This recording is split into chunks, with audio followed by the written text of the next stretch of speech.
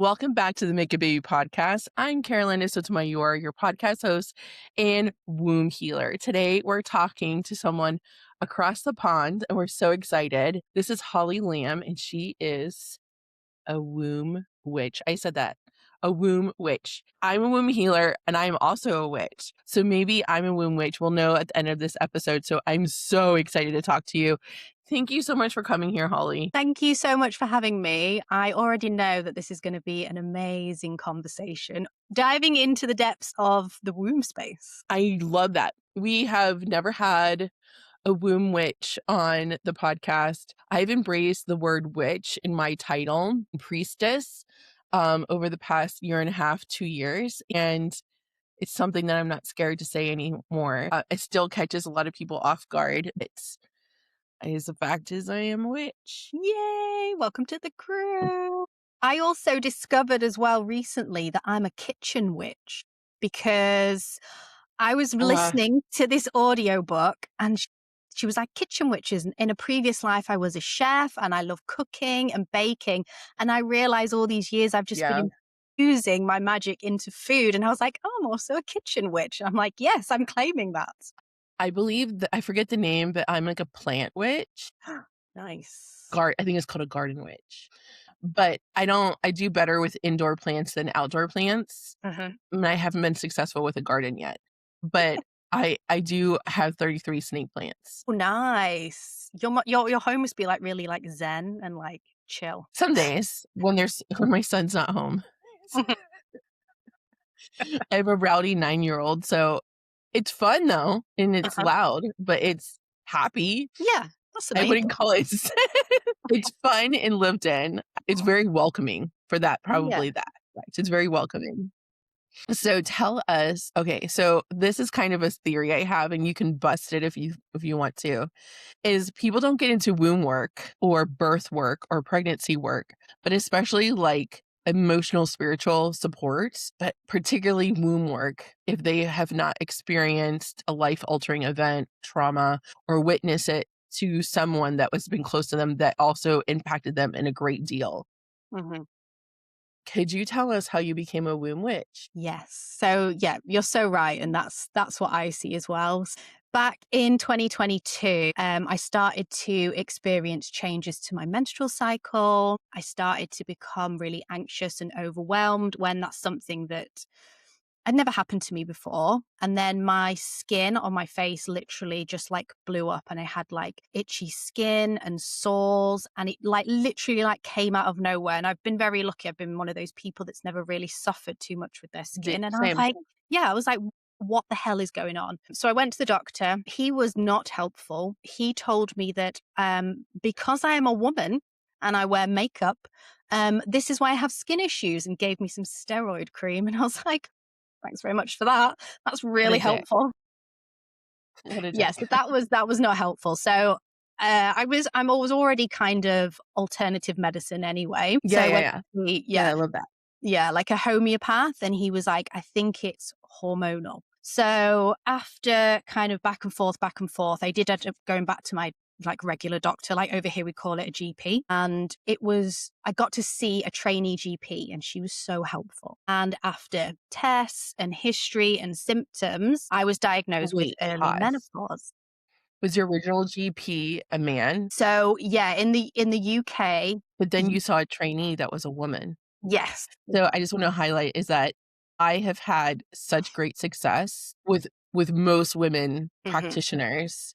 Like, so if you're not being heard by your doctor, I just want to highlight that because in the US, they gaslight you so much. Yeah. And the men dismiss a lot of your symptoms. Oh, it's all in your head or you're making it up. Like so many countless stories of women in their fertility, just women in general, but also like if you're plus size, they just blame, oh, it's because you're obese. But like, I love you. That subtle detail is something that's so powerful is that you saw a woman and she was new. So sometimes like fresh eyes really does matter. And for a woman, she was seeing you. Oh my gosh, keep going. Because I just want to highlight to the audience because it's okay to get a second opinion. It's great. Also, if you're not having success with a male provider, go see a woman provider that get fresh eyes if you're you have access. Yeah, absolutely. And I think I was very lucky. Like, she was obviously a trained doctor, but she was training to go into general practice to become a GP. Right. So she wasn't even from the area. She was from London, and she'd come up to my area. And I saw her. And then, literally, like, through her help and guidance, I was diagnosed with early menopause. So this Oh, was at wow. like 35. So very early. It's funny though, because before this had all happened, I trained as a personal trainer, and I started seeing a lot of women in perimenopause. So I was already it was already on my radar, and I'd already kind of started to dive into understanding more about the symptoms, how it affects you. And then this kind of happened, and I don't really believe in coincidences. Clearly, this was kind of the path directing me in a roundabout way. So 35, early menopause. Obviously, I was given the pill. Then I was given HRT. And I did take HRT for a short time because I was kind of like at my wit's end and I didn't kind of know what to do. But the way it made me feel, like, it felt like I was turned off, like I'd been switched off, like I was numb, like watching my life through a screen. It's the Mm. weirdest, like, disassociating feeling. And I was like, I don't want to feel like this for the rest of my life. I don't want to have to be taking these hormones for the rest of my life. So this kind of sent me down a rabbit hole. And through synchronistic events, I was given a book called Wise Power by Alexandra and Shani, who have the Red School, which is an amazing school. They help women in menstruality and in menopause, and they're amazing. If you don't know them, go and check them out. They're from the UK. One of the ladies is from Australia. Uh, And I basically took their course in menstruality leadership to help myself and then to help clients. And then it's kind of like through all these events, learning more about myself, developing a deeper connection to self, living in harmony with my cycle, that I came into doing like the womb work. And I started working with a psychic development mentor, and I've been working with her for nearly a year. And I mean, when I joined working with her, I was like reading a bit of tarot and like connecting with my higher self and things like that. But in this year, it's like this whole path's opened up to me, and I was able, and I am able still, to go into the liminal womb space, the energetic womb portal, clear things from the womb space, anchor things in. I helped a client get pregnant.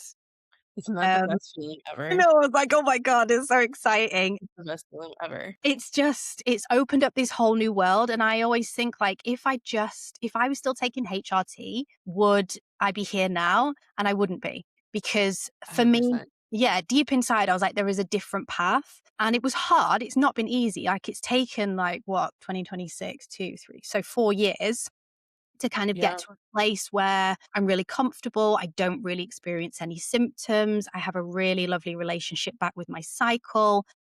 And Yeah. I just want to kind of show women that there is another path. Like, I feel for some women, HRT and things can be a stepping stone if you're really struggling, but I don't think you need it.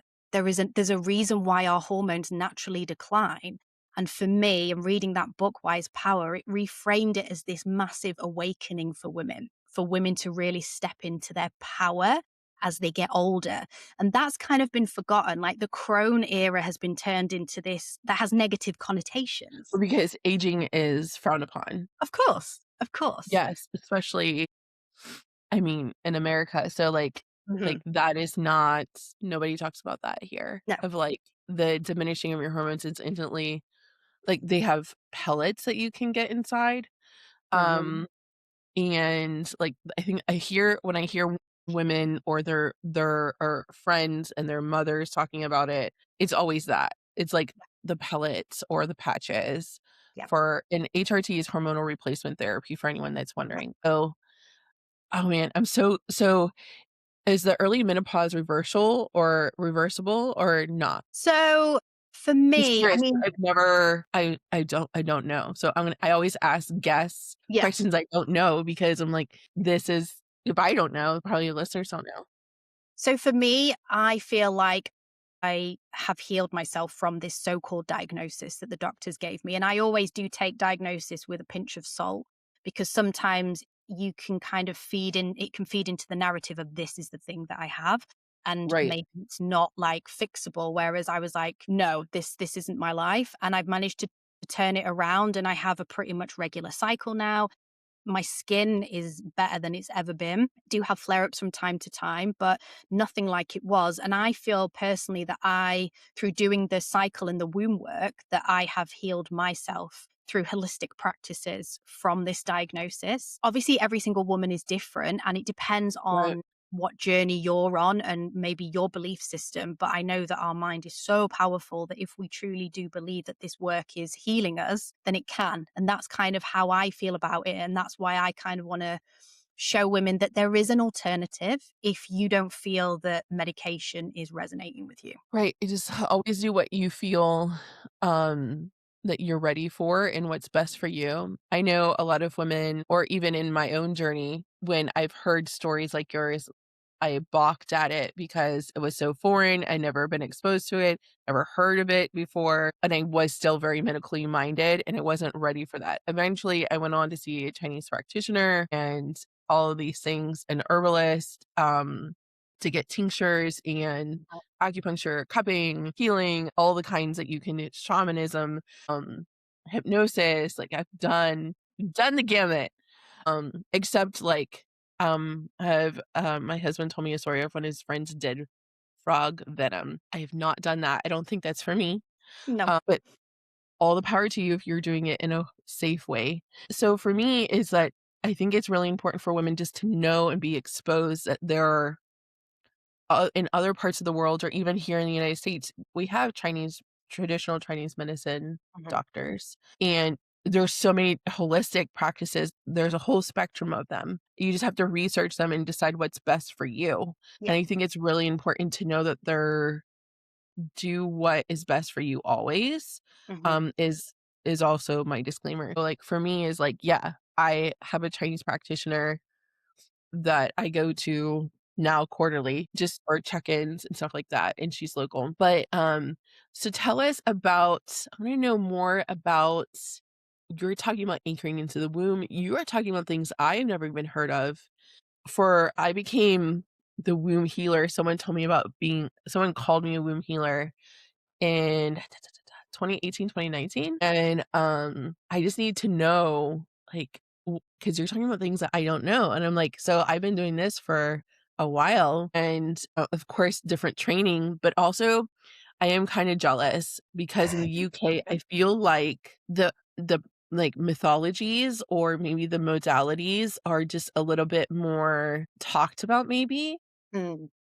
Then like, his womb work here is still, like, a nuance. It's, like, still very, like it's becoming more mainstream, Mhm. but it's still in its infancy versus, like, "You have schools over there." I'm like, I know, "Girl, yeah. fucking tell me now. Tell me. Maybe I need to move across the pond." Do it. That's funny because a lot of my clients are from America. So that's quite I funny. think I think there's an awakening for sure that's happening, but, like, there's not, like, a womb school. There's Yeah. women that have, like, coaching programs, but nothing of what you described. Yeah. Like, I can go into a person's womb and medically, just for my psychic gifts, I can scan them and see where there is a blockage, and I use Reiki to cut it out and remove. Mhm. And I can connect to, like, maybe a life event that's blocking their fertility or the return of their period. So I think I do very similar things to other people, Mm. but it's not like I don't have technical terms for it because when I got attuned to Reiki, the womb stuff was something I'm a human design projector. I don't know if you're into human design Me at all. too. I'm a projector. Oh, what are you? What profile are you? 1-3. I'm a 3-5. I don't know what all that means, but I'm learning. I'm also a rare projector where it's like a self-projected. So like some people have an emotional authority or, my son is an emotional authority, my husband's emotional authority, which is, like, where you make your decisions from, Yeah. where they need to feel all of their emotions the full way through and sit in them before they make a decision, Mhm. where I really don't know but my self-projectedness means that I need to see how I sit in that situation and how I'm going to be of service or benefit from being in that situation, Mhm. and if I don't see how I will be successful or be of service, Mhm. then I should say no. So, yeah, so anyway, with being a projector, we see patterns that other Mhm. people do not. Mhm. And it's like we see the bigger picture. That's what makes us great healers, human design projectors. make great wise women, counsel, guides, healers. So for me, as I can see patterns in the womb, things like that. That's how I became I'm like, oh, this goes back to the womb. It's because of practice and what Yeah. I've seen in clients in person when I practice in person. But I love that you actually this sounds like a technical training, which I'm an all in person. So I'm probably going to have to be like, I need to go, I need to learn, I need to be like enroll because I'm also a forever student. Mhm. So can you tell us more about your techniques and how Mhm. is it that you do it? And tell us more. Like, I just want to like drink everything that you're going to say. Yeah, so I started with the menstruality leadership program, which is more about Yeah. the energetics of the cycle. So some women may know about the luteal, the follicular, ovulation, menstrual, all that stuff. But it got reframed to me as like in a summer, in a spring, in an autumn, in a winter. And I was like, that resonates so much. So that was kind of the entry point. And understanding about the energetics of the cycle really helped me with the womb because I understood like the ebbs and flows and how to tap in and when to like connect to your higher self. Like when you bleed, the veil is thinner. So it's a really good time to like slow down and connect with those parts of you. So when I started working with my psychic development mentor, I kind of just went into it like really open. I wasn't doing the womb work that I'm doing now then. And working with her, she's like an activator and she basically like activates your innate gifts. And I had a few readings with a couple of different people. And one of the ladies was saying how this is work that I have done for lifetimes. Like I've done this like a lot of times through different lives. And this is why in this lifetime, when I started working with this mentor, it's like everything just opened up and I just knew how to do it. It's the strangest thing. Like I haven't officially trained in like Reiki or anything like that. But once I was able to access the womb space and go into the liminal space and, the energy center, it's like this door opens up. Like I guide my clients to drop into the physical womb and then we go into the energetic womb space. And when I enter this place, I always get a feeling of what is happening within this person's womb space. And sometimes it's really overwhelming. Sometimes there's a lot of sadness or grief or all the emotions come up. And then for me going in, I just allow the person's higher self because I invite them in to come on the journey. I invite them and they kind of guide me through the womb space of what this person needs most. So sometimes it can be clearing of things from previous lives. Sometimes it can be trauma from this lifetime. Sometimes it's when, women have lost children, like removing that attachment to that child because sometimes the spirit child is still in the womb space and isn't able to let go. So in that case, sometimes women aren't able to conceive because that's what's happening. But it's so different for every single woman. And I've also found sometimes women don't need anything clearing. They just need like things anchoring in, like self-trust and belief. And what I found by going into this space and opening this up is women's creativity blossoms as well, because it's been kind of shut down. And especially if you've been on hormonal birth control, if you've not been connected to this part of you, and if we like want to go down the patriarchy route, like we've been shut off from our womb space on purpose. Girl, I always want to go down the patriarchal like Yeah. rabbit hole. I'm Yeah. like my new thing is like I want to help women conceive babies that are gonna dismantle the Yes. patriarchy. Let's pull in those babies. 100%. 100%. I'm here for that.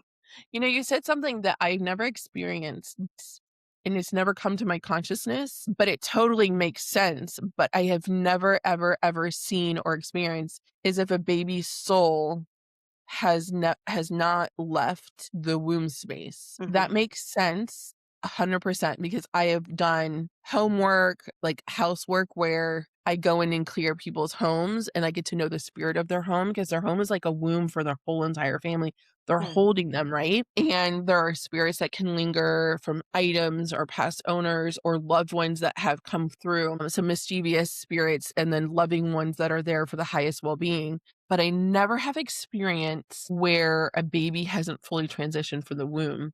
But that does make sense Mhm. why where can you talk about that more because Mhm. I think from what I have felt, I'm not rebuking that or challenging that in any way. I just want to make Mhm. sure like that comes across like this 100% makes sense, Yeah. because sometimes souls, I have found, like, my personal story is my dad didn't know, like, he had fully passed for a while after he had Mm. died. So the soul was in between for a little bit, not Mhm. long.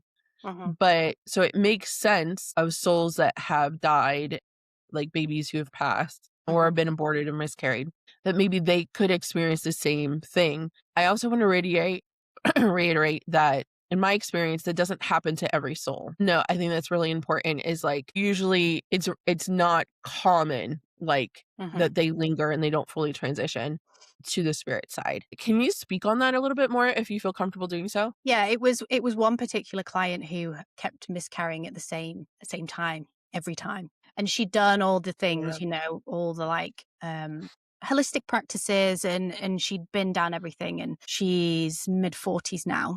So she was kind of been drawn to my work and when I went into the womb space, there was one soul that was still kind of almost trapped, didn't really know kind of what was happening and just had to let them cross over because it was almost like they were really confused about they thought they would have come through by now. It was quite it was really sad actually. Do you think it was the soul that kept trying to come through the same like, the same soul that kept coming through all the miscarriages? I think so, and I think that's Okay, that makes sense, and that's also incredibly rare. I have only experienced that maybe 4 to 5 times through the years. yeah. So just letting that soul pass on. She after the session, she said she still wants to have a child, but she felt this sense of, like, release and calmness, like, all over her body, like something had, like, let go. Like, it was almost as if she'd been holding on and she'd not even realized, and once I helped this soul cross over, it was like this release for her, and she just sent me this beautiful message after just saying, "I just feel so much better, and I just feel in a better place with whatever happens." And I think what happened for her is she wants it so bad. Of course, so many women want to conceive and have babies and really struggle, but she just feels in a better place. And I know that when women are in that place, that's when it happens. And that's when it comes through. And that's when the right soul is ready to come in and incarnate. And I don't know about you, but recently I've found, or I've been told that the women that are going to come to me and work with me are women in their 40s who are ready to birth brand new souls, ready. But like you said, dismantling the patriarch. That is my goal in life. Yes, ultra feminist over here. For me, I don't have that clarity as to, like, I can tell you what I experienced, but Hmm. for me is having gotten that vision specifically yet this year, my download that I physically feel in my soul and my womb is connection. Yeah. I want to connect to the number that was given to me was 1,000 women this year, in conversation and in ceremony, in service, in lives. And I don't know how I'm gonna track that number yet, but it's connection. And if I show up and I connect, then the rest will flow through. Mm. Um, so for me, it's connection, but I tend to see women from late 20s to I have a client, all the way up to 46. I haven't, yet worked with, that is rare. I think the oldest I've helped a woman successfully get pregnant is 42, and that was with medical and womb work, Yeah. which I also think is really important. So, I am a huge component of autonomy. For me, as you touched upon it, is the number one thing for me in my fertility journey was safety, Hmm. and self-trust is 100% absent most of the time, especially of their womb, if they've had failed transfers, a lack of period, all of the things, right? Yeah. Whatever, fill in the blank for infertility. But for me is the number one thing is to restore your safety so Mm. that you can start to feel in your body again. Because some women have lost that mind-body connection Mm. and they can't feel their emotions, or they don't feel safe to feel their emotions. And then the trust comes right after, like after they've embodied or they've had a pattern of feeling safe to feel their emotions, and then like I'm like, "Oh, you did it. That's great." So then the self-trust builds from there. For me is in their fertility journey is I want you to feel so excited, empowered, and own your fertility plan, Yeah. whether that is running more tests, like having a few steps, and that gives women a little bit more safety in a sea of uncertainty of like, Mm. okay, do you need to see an REI? Do you need to what day of the cycle did you get your blood work done? Because that matters. Yeah. Um, do you need to he need to go get his sperm checked? Does Mhm. he need to make changes in his lifestyle? How is he in a relationship with his mom? For me, it's father relationships immediately.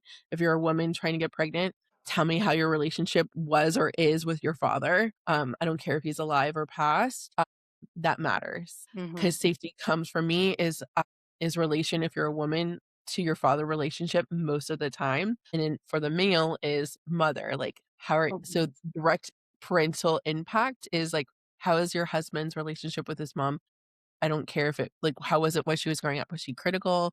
Was she loving? Was she nurturing? Kind of the most of the time what I have found is women who are trying to conceive in their womb space, there's a lack of safety because the father didn't show a healthy, didn't display, present, and share a healthy love. Mm.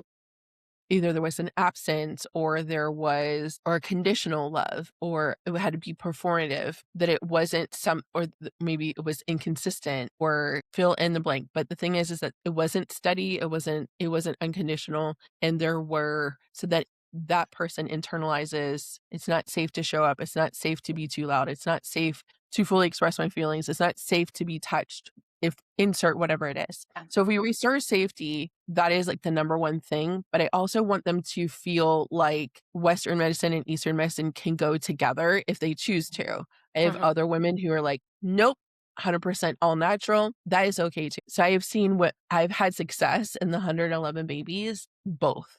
But the key thing for me is I want you to be fucking excited. And I think Yeah. that it takes women sometimes a while. Like, we need to get fucking excited, and when they do, I mean, it's a different feeling when they're going into a transfer, when they're, like, excited versus terrified. Yeah. And it's really I maybe you can attest to this, it's like the difference of a closed fist, like a clenched look at my knuckles, like, clenched fist versus, like, an open hand ready to grab and receive, you know? Yeah. So Yeah. That makes so much sense. And the safety is something that comes up again and again and again. In pretty much every single room session, there is some kind of safety thing going on. Always. I've been in training with this mastery healer coach, and she had shared her name is Catherine Havey, and I've adopted her 3 root causes of any wound, and it makes I used to have like this framework of 8 things you need to address, and I got rid of it since I learned this. I was like, I'm making this complicated, but it was the 8 things that you needed to heal that potentially could block your womb. And they're still valid, but Mhm. this framework is much more simpler, which is 3 root causes to any wound: safety, worthiness, or belonging. Do you feel safe in this situation, in this relationship, or this memory? Do you feel like you're worthy of insert whatever, or Yeah. do you feel like you belong? And those like it's I have found this to be so this like flawless in every session since. I was like, I'm not doing like you changed my life. So like and it's so fucking true of like what situation applies here. And for me in my life, when I do inner child work or if I do more work, most of the time it's worthiness or safety. But if I feel safety, then I tend to feel worthy and then I belong. But Mm. if people feel like I wanna have peace, it's really you wanna feel safe. Yeah. Oh yeah, 100%. We all want that. Of course. Right. But I Everybody. think also if you've never done this work, Mm. it's like you and I would see the correlation because 'cause we're in it day to day. Mhm. How my throat. What's happening? Opening the throat chakra. Opening the throat chakra. Can you tell us more of your work? Do you practice virtually or in person too, or just online? So I have done a couple of in-person sessions. I mainly do work online though. to find if I do like one-to-one in-person sessions, a lot of the women are like, oh my God, I just need to go and have another lie down for another hour. Because it's intense, like it's a lot. Whereas at least if they're Yeah. like in their own home, like they can like go to sleep and just like process it all. But yeah, I mainly work online, but I definitely feel like going into 2026, I think as women, we're kind of wanting more in-person connection and just speaking about these things, speaking about the problems with menstrual cycles or speaking about issues with menopause and just having a place to actually talk about that and not feel ashamed. Because I know a lot of women, when you get into menopause, you kind of lose your sense of self. You literally are stepping into this kind of new chapter where a lot of the shit seems to like fall away. And this is why a lot of women get symptoms because their old life doesn't resonate with them anymore. And they're getting ready to step into this new life. But there's like this gap, there's like this void. So having a space in person for women to come and speak and gather and receive, you know, womb healing. And I've had amazing sessions in groups as well as individuals. Like sometimes a lot of the women that I work with, we do groups and that seems to work really well. And there's no kind of, obviously it's not one to one, but we'll go in with a set intention and they kind of receive what they need from it. And even that has been amazing. So if one to one isn't for you, like getting a group of women together and thinking, hey, let's like have some womb healing, let's gather like what women would have done back in the day anyway, when we used to gather together in red tents and bleed and get all downloads for the Bleed tribes. together and Yeah. free bleed. Oh my Yeah. gosh. It was last Saturday, a week, like 8 days ago, that I did my first in-person event. I used to practice in-person one-on-one at a chiropractor's office for Yeah. years, but I never had held a womb circle in person. Online I had, Mm. but never in person, and we sold it out. It was incredible. Good. I was on a high for, like, 2 days. Like, I was like, "Oh my god, I'm a priestess, and I did the thing," and, like, but I was high because it was, like, the woman, by the way, like, not on drugs, but, like, just on excitement of, like, the energy in an in-person Mhm. womb circle is unlike anything I've ever experienced, like, the cosmic kinship, the connection, it Mm. was magnetic, it was, like, addicting, was to hold women in their vulnerability. Some cried, but also to Oh, channel in that space. Like our womb, there was like we were sitting in a womb all together. It was yeah. so magical. It was so worthwhile. I can't wait to do it. I'm doing it every month now. Like Yay. it is so transformative. And I was the one that was holding space for them. And I was like, Mm. damn. So this is my new addiction. And I'm not apologetic about it either. And No. just so funny that you brought that up. But like it was so I don't even have words to describe it. Yeah. Just like the and there were a lot of the women I didn't know, but it was the perfect group of women to start with, and they were all kind Yeah. and received each other. And everyone was like present, and Mhm. everyone was just vulnerable and shared and like when you get healing and you have like a glow up, if people don't Yeah. have never heard this, like you should take a picture, a selfie of yourself before you go in for a healing session of any sort, like a massage, a Reiki session, a womb circle, and then take a picture of yourself after. Yeah. There's something as a glow up. When you get a healing done, you have a healing glow. When those women, they floated out of there. I was like, Love that. my husband goes, "How did it go?" I was like, "Amazing." He's like, "You look like you're floating." I was like, "Oh my gosh, they all floated out of here." So it was the best time. Oh, I love that. And it's funny that you brought up like not on drugs because one of my clients was like, "Oh my God, I felt like I was on drugs in the womb session." I'm like, "Yay, welcome." You don't need to take any drugs. You just need to have a womb session and you will be high. We'll take you to the underworld. Oh my Oh God. goodness. I went to a women's conference yesterday. I was invited and I got a free ticket. And I met this lady who had slid in my Facebook DMs and we were talking and I've never said these things out loud, but I'm going to share it here because it's long form, so I'll land the plane. And she wants to get pregnant and unfortunately she has some parental trauma and it sounds like pretty heavy and she's had multiple miscarriages. And she asked me she goes, and she mentioned that she was Christian, and I said, "You know I'm a witch." Just being right out of the bat, like, Mhm. I don't waste any time anymore. Yeah. I'm not into shrinking myself anymore, not into dragging out or losing people Mm. later. I'm like, "I'm a witch. I believe in Mary Magdalene. I believe in Mother Mary. I'm a probably considered a Mary Magdalene devotee."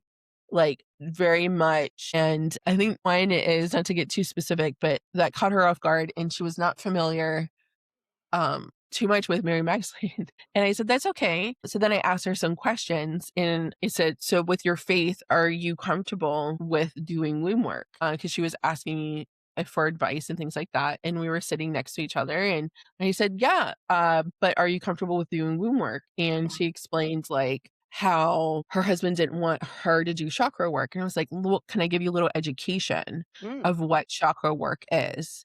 And I said, "You have emotions and energy, right? Like you have life force energy that what makes you breathe and the grass grow running through your body, right?"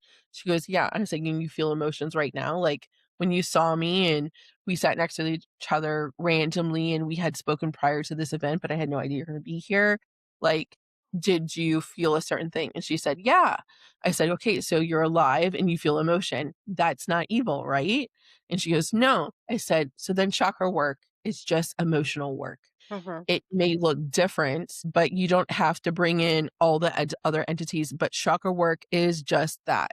If you're not conceiving, that means you have stuck emotions, usually related to not feeling safe, not feeling worthy, not feeling like you're belonging, Mhm. and related to different relationships or life events or your miscarriages that need to be cleared, that need to be processed." So, and she goes, "Well, I just don't know if my husband will like that." And I said, "Can I push a little further?" You know what you wanna say, but And I said, essentially, I was like, "What good is your faith if it's never been questioned? If you have a core belief system, whether it's just like, I live generously, I live kindly, whatever, if you've never challenged it, you've never questioned it, you've never deconstructing it, how strong is that really that you're laying everything on? Mm. If you are building your faith around a church that tells you what to do, you've never questioned it, and where you put men first, and you've never decentered your life from men, and Mhm. it's telling you to be less than and you need to be a servant to men." I was like, "What is that gonna say to your womb?" Yeah. And I said, "Do you believe that?" I think it's really important to not outsource or bypass the foundational work of the reasons why we make decisions or the basis in which we make decisions. Mm. So I said, and then she goes, "How many sessions would I need?" I said, "It doesn't work like that. It does not work like that." I said, "You could need 1 session to get pregnant, or you could work with me for a year. It just depends on how much your body wants to release, how much your soul's ready to release, and, like, how willing you are to do also the inner work." It's Yeah. not just up to me. There's a lot to do with how much your tissues are willing to release in a single session, Mhm. which could be a lot. I Mhm. got pregnant after 1 Reiki session. Yay. But I had been doing the inner work Yeah. with a strong therapist for over a year, Mhm. and the work that we were doing was soul work. So, even though it was talk therapy, and I was doing mediumship classes, spirit guide classes, like, I was doing so much work, and I was in it. I was committed to, like, "This is going to work. I'm committed to," and I was very willing to release everything in that session, and it worked. Yeah. But she also restored safety, like, it was the first time in that Reiki session that I felt safe, and then I conceived literally within that time, and I was on medical leave for a concussion from falling off my horse. Oh my god, no way. Yeah, so, like, to talk about, like, chaos, you can conceive in chaos. I was a chaotic person. I was hells on wheels. They used to call me Hurricane Carolina, like, 100%. Now you're like they're like, "She's boring." Yeah, that's fine because I fucking healed. Yeah. I'm all zen now, as zen as we fucking can be. I'm like, But "Oh my yeah, god." yeah, I love that. And it's so true about you need to be open and willing to do it. So if she has got her husband here all the time, then maybe this isn't the right time for her and she needs to do that little bit more inner work before she can even Right. get to you.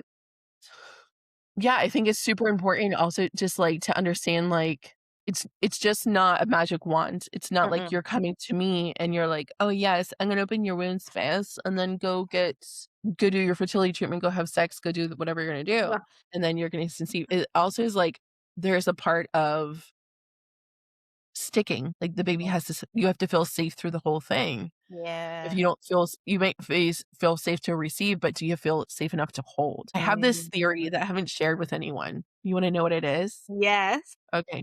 So I also learned, did we just become best friends in this conversation, by I the know, way? like, tell me, please. So I did this womb mentorship with this priestess, and she was studying all the things from Isis and Hathor, all the Egyptian deities, Mary Magdalene, all the things. So I also learned a lot, but it was her own personal program, but it was powerful. Like I had not learned all of this season. I knew there was 4 phases to the cycle, but she explained it again also the same as like inner autumn, inner summer, and she also did it on this piece of paper with north, south, east, west. Mm, I like that. Then she explained how the luteal phase is like an initiation into Yeah. like in priestesshood, or in, you can just talk about even in like sorority. We'll use sorority, so that's more mainstream. You're initiated into the sorority. Like you're like, there is an invitation, like you're brought in, but then in your bleed, I call it my sacred bleed, is when you overcome it. You receive the download. Like during your Yeah. bleed, you're supposed to receive what you're Yeah. supposed to do for the next 30 days until Yes. you're so that's like the wisdom that you're supposed to receive, but you're also supposed to be still Mhm. enough to receive it. So during your luteal, when you're like a monster or you feel like you need to eat cheesecake and things are like batshit, you're like, Current luteal I'm gonna phase. eat the toads, I'm gonna eat the children, and I'm angry. That is your initiation period where you're given an initiation, essentially an invitation to rise above and Mhm. become better, or to rise to a higher frequency, or stay where you're at. So you have 2 Mhm. choices. And if you accept it, you then receive the answer of how to implement it in your bleed. Mhm. There is 4 cycles, 4 directions, or 4 phases in your cycle. Mhm. Now there's 4 phases of motherhood, and this is my theory, because none of that was my theory. My theory is that, so you have inner spring, inner summer, inner fall, inner winter. You have preconception, which is fertility. You have Mhm. pregnancy, you have birth, and then you have postpartum.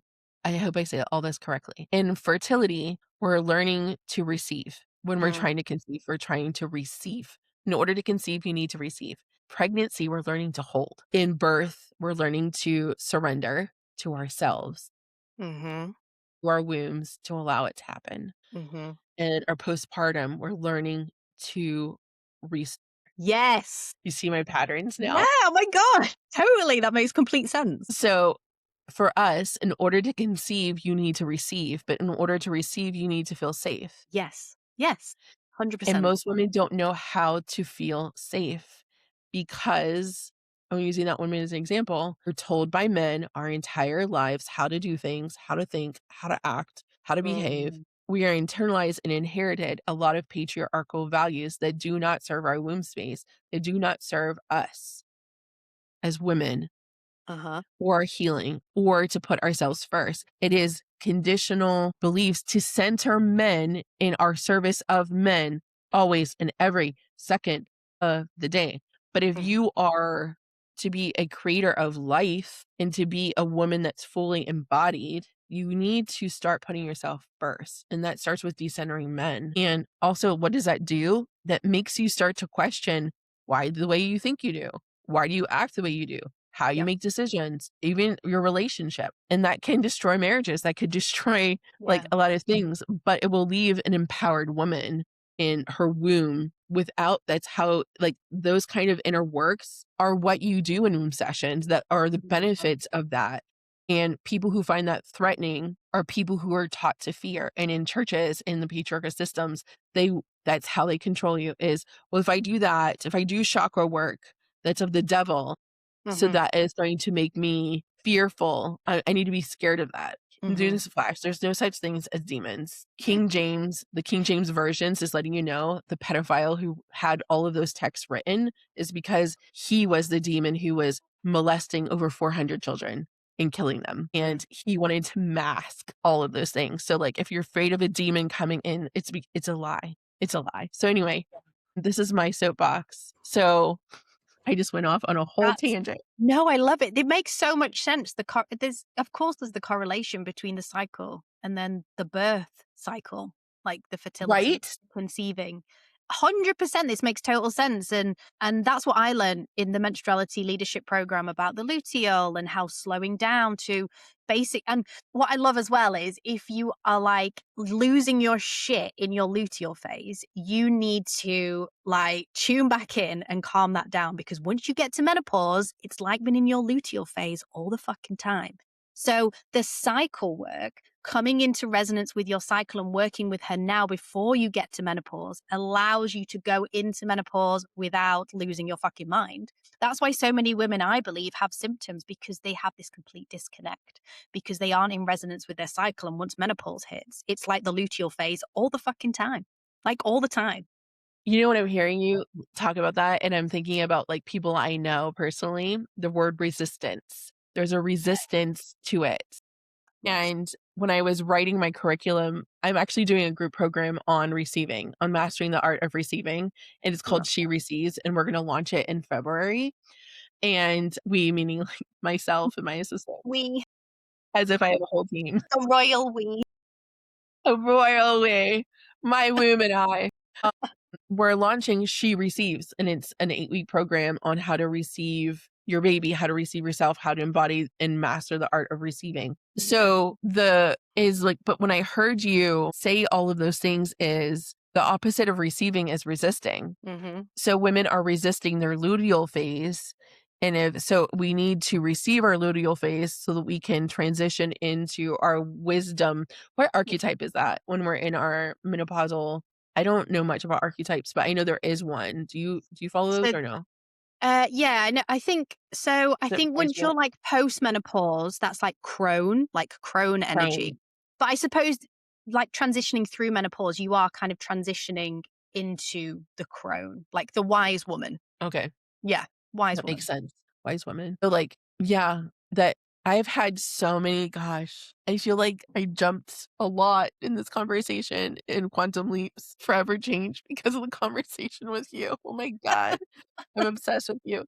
Can you tell people how they can work with you, where they can find you on social media and in the internet? All the things. All the Yeah, things. all the things.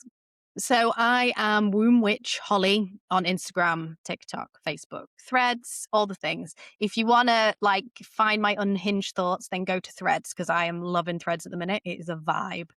Lots of spiritual girlies all getting, but I And then, mainly love Instagram. Instagram, you can message me on there. I do like yeah, long-term one-to-one work. I do one-off womb sessions. I have a membership, which is like a nice, easy way to like understand more about this work. But yeah, Instagram, Threads, Womb Witch Holly, and just send me a message if you're curious or have any questions. I love that so much. Holly, thank you so much for being here. And those who are watching and listening, thank you for your listen. We are so appreciative of you and being here on the Make a Baby podcast. And go to the show notes, look at all the links. We'll link Holly's notes and also the sign up and wait list for She Receives. Until next time, my friends, let the Reiki flow.